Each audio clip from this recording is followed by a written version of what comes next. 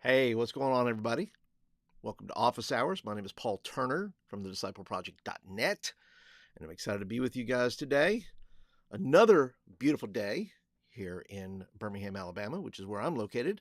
Let me know down in the comments, where are you located if you're joining me today?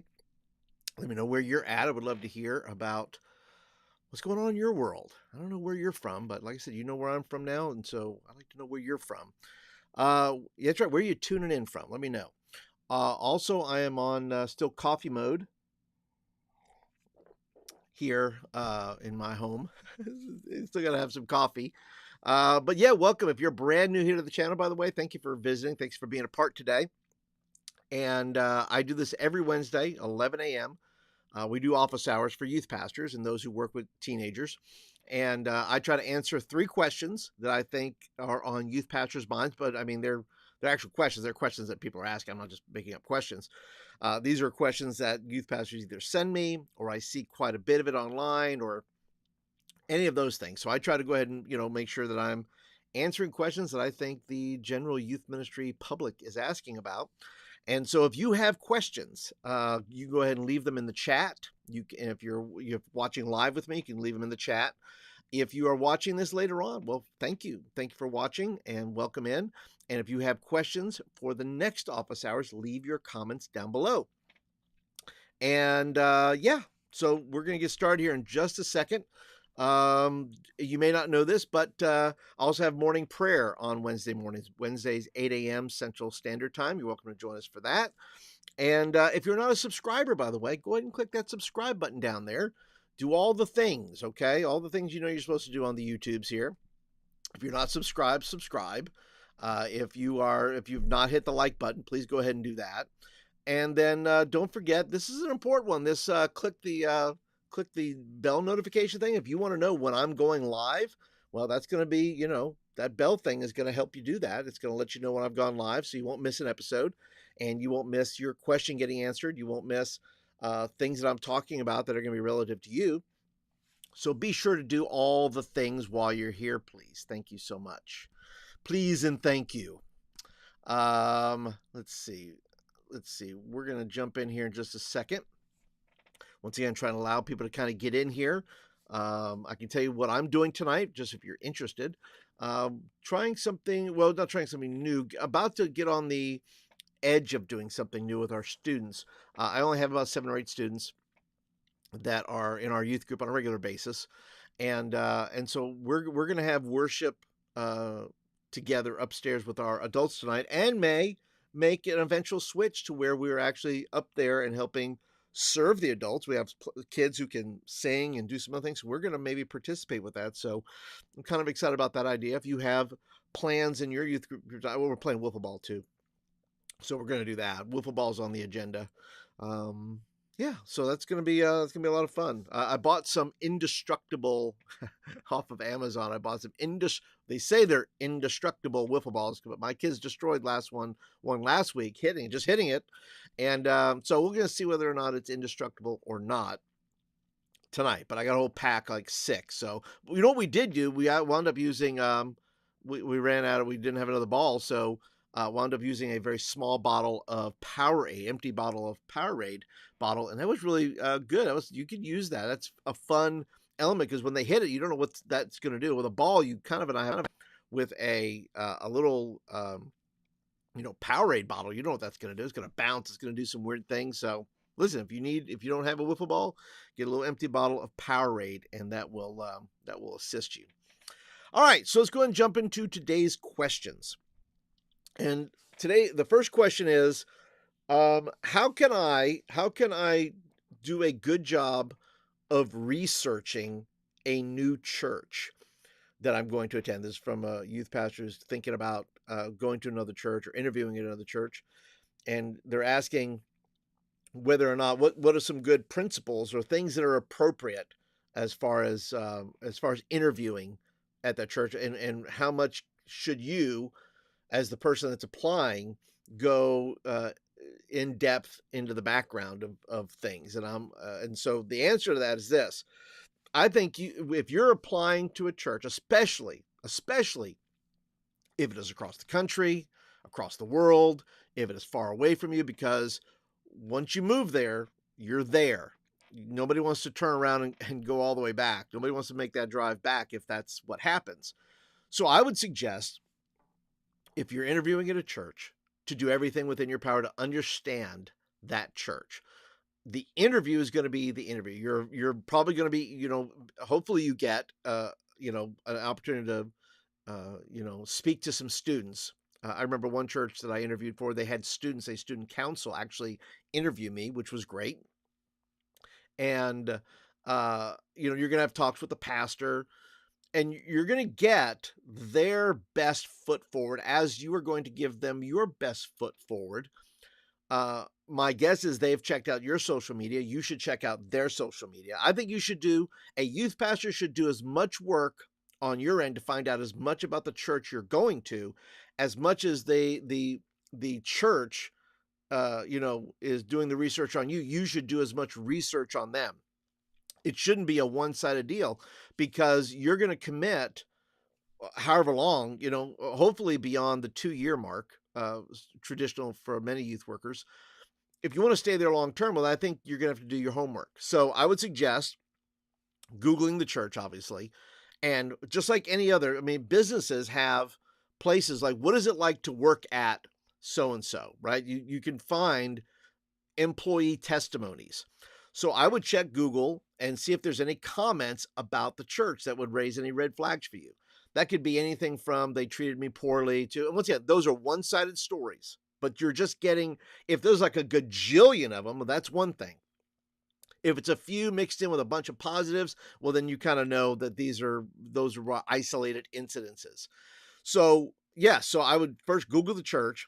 I would see if you can see their Facebook page, all their socials. I would check out their YouTube channel, their Twitter, their Instagram, all those things. Now, if they're, being a church and somebody's in charge of their social media, you're still going to get their best, foot forward type of thing, but you may see some things that, once again, you'd have questions about that you could bring up in your interviews. Hey, I saw this on your social media. Hey, I saw this over here.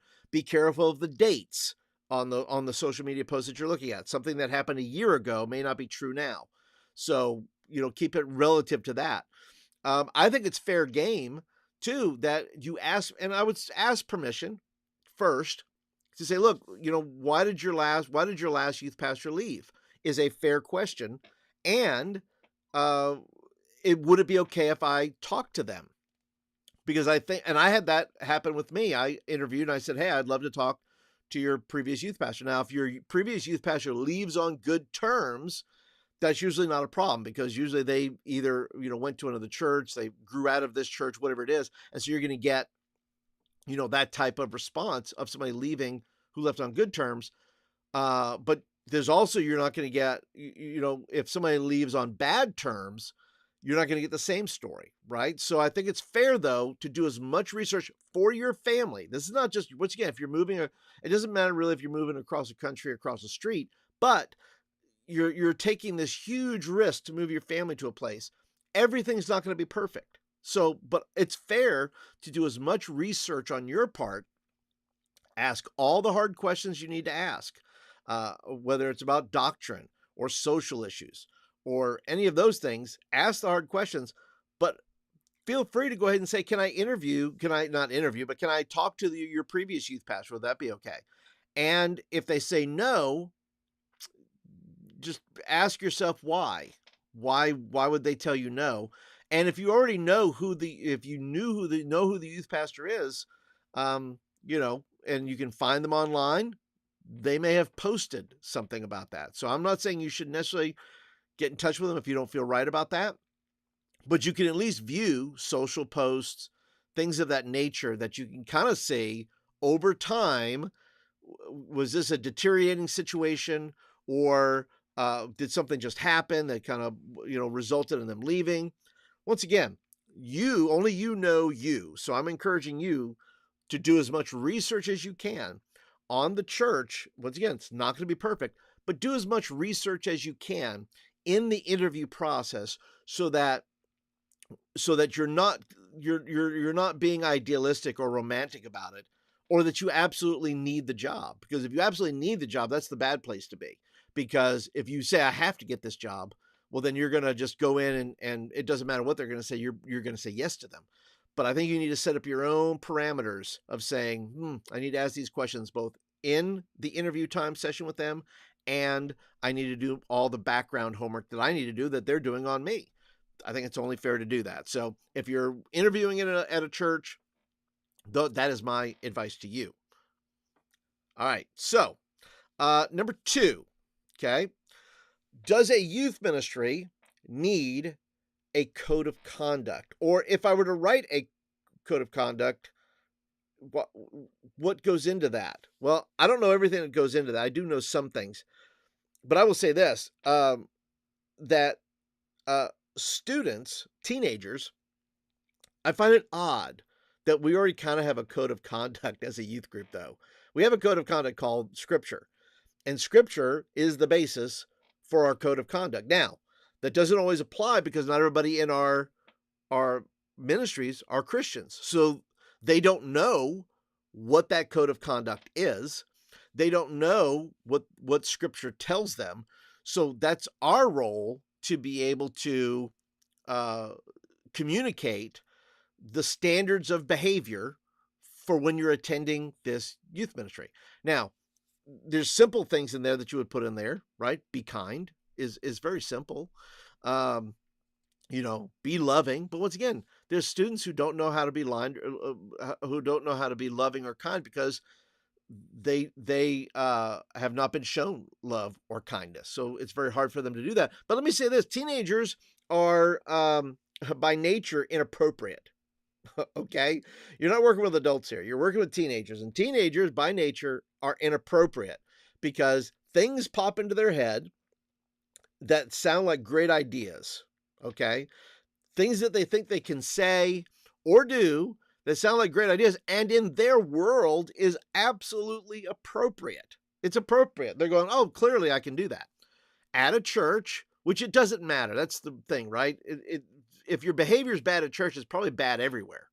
And so you're trying to work with students and help them understand the behavior that is required so that you can get the most out of this youth group. You want that student to come.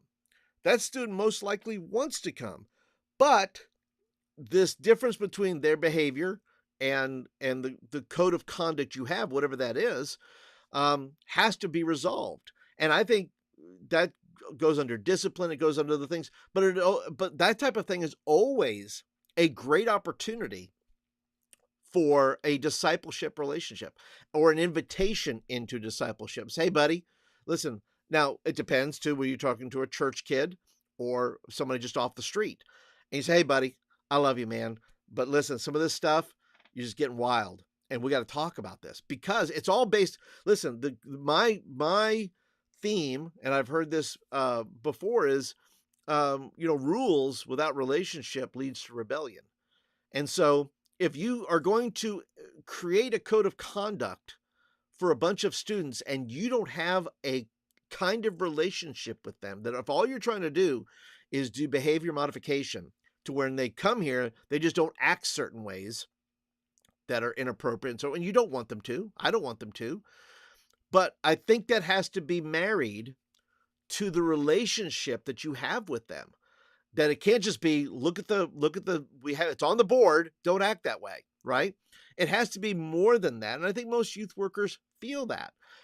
But I'm actually going to go in, and I'm going to write, I have one that I'm writing up, not for my group. I'm actually, my group is, I only have 7, 8 students. Nobody's a behavior problem. And usually that's because I have a in-depth relationship with most of my students. So I have that kind of relationship where I can pull them aside and say, hey man, let's not do that. That's the kind of relationship you want, where you don't need a code of conduct, to kind of blurt out there to the whole group. But I am writing one now, and I'm going to be sending that out for the benefit of those of you who don't have or think you need one, or why do you need to create one? And I have a bunch of things that I have ideas for that. But let me just show you very quickly. I'm going to show you this because if you'll sign up for my newsletter, you're going to get that in the newsletter. I'm just going to send that out. to all of you who are signed up. And I'm going to say, look, here's, if you're thinking about a code of conduct, here are my thoughts and ideas on that. But the very basics of it is this, is why do you need a code of conduct? Who is writing the code of conduct? And how are you going to enforce the code of conduct? Those things are something as you, as an administrator, as a pastor, as a human being, are going to have to figure that out, because there's no sense in having the code of conduct if there's no consequence, or if there's those things. And so I'm going to do my best to put all that together in one PDF for you, and I'm going to send it out. Before I do that, though, I want to show you very quickly the newsletter and what it looks like, so you know what you're signing up for. It was a twice a month type of thing, but there's enough really that I'm doing now that I actually send it out every week. So let me go ahead and show you very quickly what this actually looks like. So, and I protect my things here because I just don't want it for everybody. If you've signed up, I want to make that special for you. And so let me just kind of scroll through here. This is called the Youth Ministry Roundup. And so we go here. I put in there articles about trending in culture. This can be anything from what's happening with teenagers to what's happening in just general culture. You'll get 4 or 5 articles on that. In this particular one, I have a quote. So I love good quotes, and you'll get that where you can go to, I'll link up the articles to the actual where I quote it from. So if you see right there. And then I give you articles. Some of those are my articles that I've written, and some of them are articles from other people. I like to include other youth ministry blogs, not just about my stuff. And then I put a bunch of videos in there, videos that you would not normally maybe look for yourself. You're busy. You have things to do. I'm busy. I have things to do, but the things that I run across, I make sure I kind of aggregate these things for you so I can send them out to you, because there are things on, testimonies about, the issue of transitioning, or empowering volunteers. These are some of my videos. Then I show this one on truth in transgenderism, or graduation gifts. So they're all very timely. This is a Bible lesson that I did called Defend Yourself, about the shield of faith.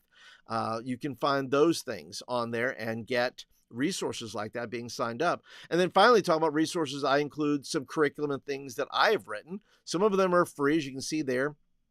At the top there, you can there's pay what you want. So there's a bunch there. You just say, look, I need a free lesson. What do you got? And I have some free stuff that you can just do from there. And then just some resources from there. So, but that's it. If you're wanting something, if you definitely want this youth ministry code of conduct that I'm putting together, well, then go and sign up for the newsletter. There'll be a link down in the description below, and sign up for it, and you'll get it. And it's probably coming out this Monday. So the date of this today is, I think it's May the 10th. So it'll come out on the following Monday. All right, let's go on to the third question. Third question that I have here is how to facilitate, if you don't have a midweek service or a weekly service, how do you facilitate youth ministry? And it's an interesting question. If you don't have a youth meeting, a weekly youth meeting, well, how do you facilitate youth ministry? Well, youth ministry doesn't necessarily need a youth meeting per se. I would say this, not a traditional youth meeting, where you have to have, we're gonna have a worship band, and we're gonna have, all the things, and preaching, and small groups, and all that. I think churches can do youth ministry. I'm going to shock everybody here. Could do youth ministry. You don't have to have a youth group to do youth ministry. You don't have to have a youth group to do you don't have to have the midweek meeting. If a church is committed to ministering to youth in their community, the weekly meeting, if that is not a standard of your church, if that is not a big hoo-ha, if that's not a thing where it said, well, we have to have a church to have that to draw people into our thing, you can still do good youth ministry without having a youth group or a midweek meeting. You're going to see kids on Sunday, and Sunday is your youth meeting, right? If it's Sunday school, you have an automatic small group. If the church that you work at is not requiring you to build a youth group, or maybe your church is older and you don't have very many youth in there, you can still do good youth ministry for the students that attend your church. And so if you are, like I said, if you're whether you're part-time or bivocational or full-time, you can still do good youth ministry by simply saying, I'm going to take a couple of kids out to eat for lunch a couple times a month. You can still do events, you can still do activities.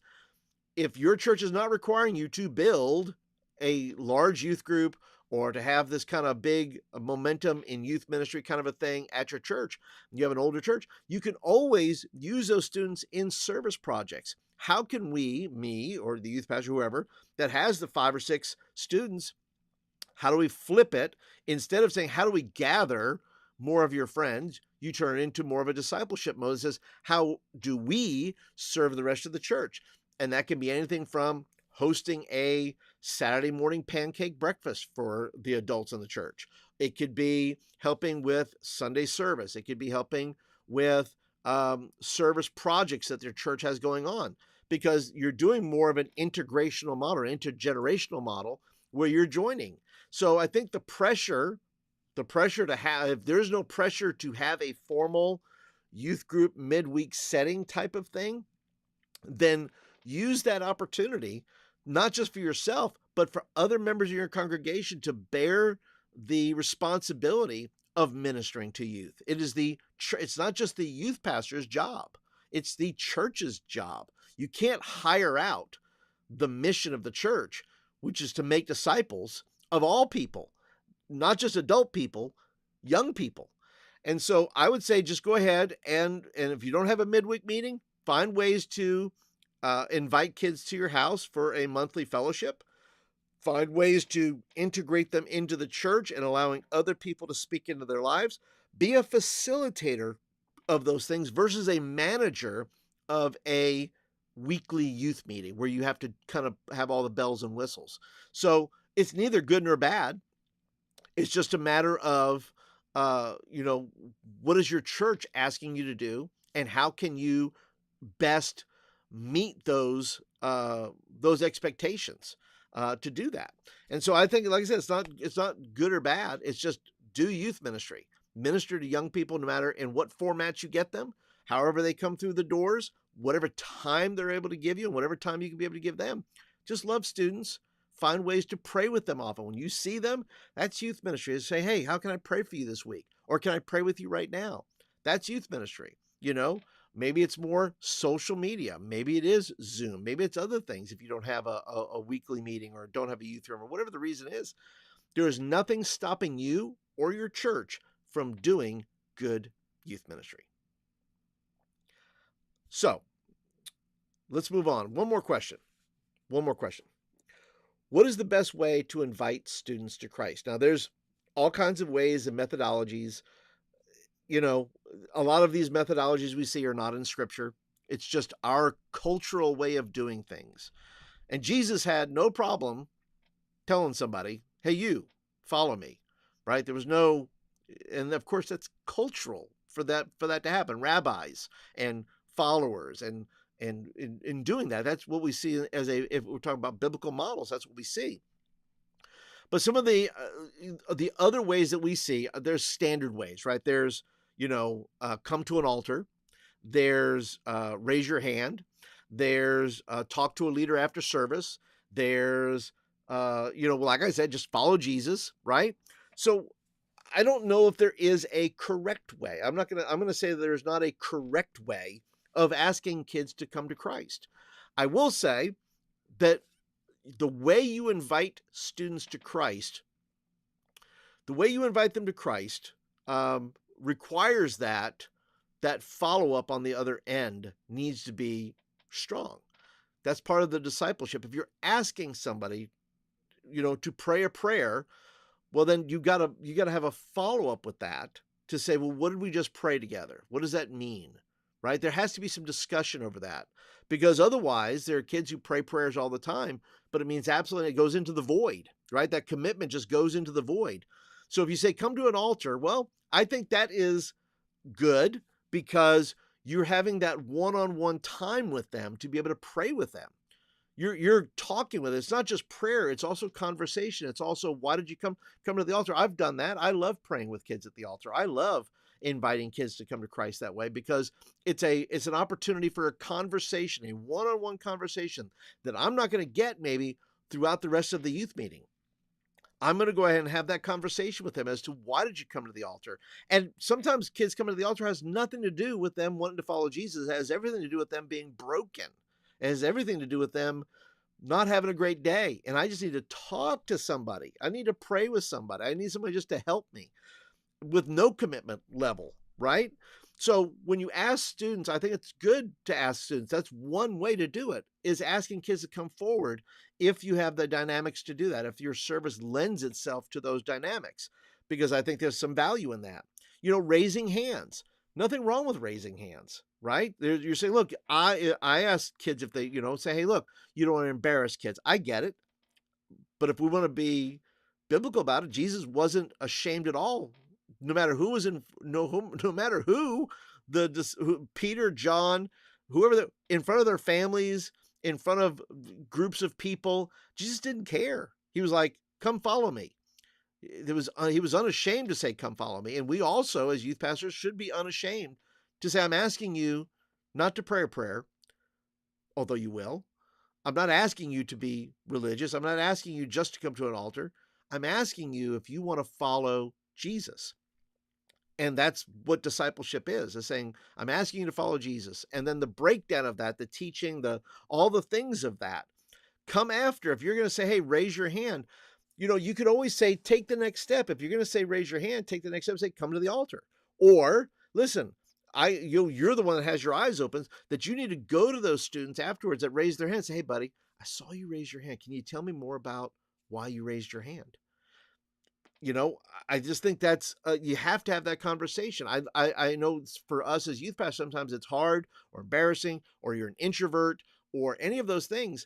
And I think you have to get over that if you want to see a discipleship process go forward. So yeah, come to an altar, raise a hand, but have a conversation, and then talk to leaders after service, right? You can say, hey, if you prayed this prayer with me tonight, I want you to come talk with me. Now, the issue with that is that you're allowing the student to decide, and that's perfectly okay, but you're allowing time between the time you say that and the time that they would come to you. Now that the distractions come in there, right? There's, service is over. So in their brain, they have checked out. Service is over now. The religious moment is over now.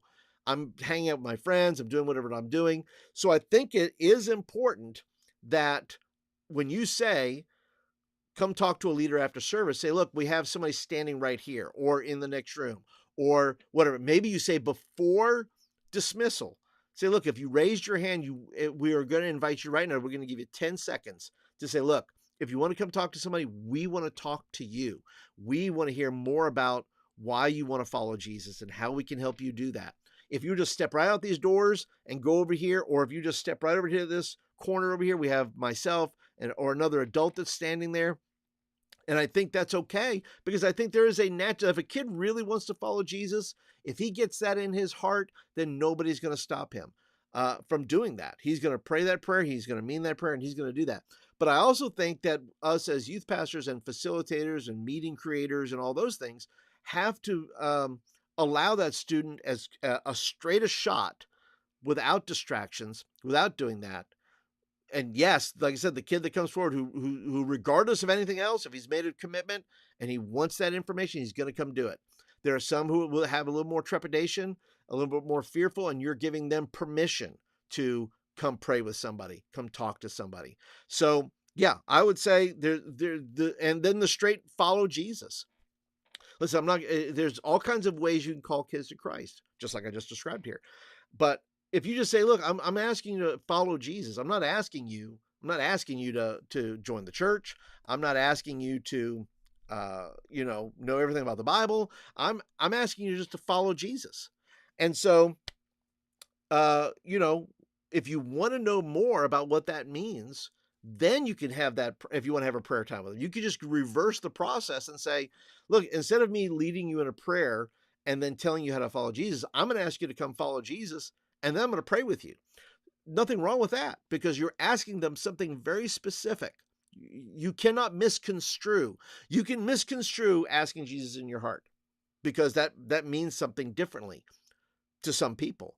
Praying a prayer, getting forgiveness, feeling better about myself. This prayer clears me of all charges, whatever the mentality is. You can't misconstrue following Jesus. Jesus, me following Jesus. What he does, I do.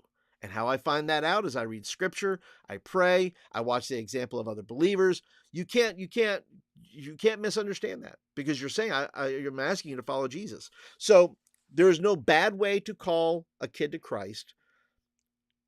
There's only ways that are setting up the next part of the journey. Setting up that next part. So choose whatever way you want to choose. Just make sure that there is a next, whatever next is. If you're going to ask kids to pray a prayer, then make sure that you're one-on-one connecting or allowing them opportunity to have conversations. Because if you don't have the next step, then that's why maybe you're not seeing the commitments of those who are praying go forward, or moving on in their journey, or joining a small group, or understanding their Bible, or whatever that may be. So, but that is it. That's what I think. I think that's I think those are ways you can invite kids. They're not no one of them is the best, but they're all opportunities. So, let me know down in the comments though. What do you think about your way? How do you lead kids to Christ? I would love to hear from you. But yeah, but that is it for me, guys. If you don't have any other questions, feel free to leave them in the chat. If you have a question about youth ministry, I would love to answer those questions. If you have, comments about some of the things I've talked about today, would love to hear from you. Once again, don't forget to hit the subscribe button there if you've not subscribed. And don't forget, also go to thediscipleproject.net if you want more information about Disciple Project Ministries, resources I have, the podcast, all the things that I do. Would love to hear from you on those things. And but I appreciate you hanging out today. I appreciate you guys being a part. And be sure to join me next week. It's every Wednesday, 11 a.m. Central Standard Time. We do office hours. Would love to hear your questions. Once again, if you're watching this in the future, thank you for being a part today. I appreciate you being a part and hanging out. So leave your questions down in the comments, and I will go ahead and answer those questions next week. All right, so that is it for today, guys. Thank you so much for being here. Appreciate you being a part, and I'll catch you guys in the next video. We'll talk to you guys later. Have a great day, everybody. Bye-bye.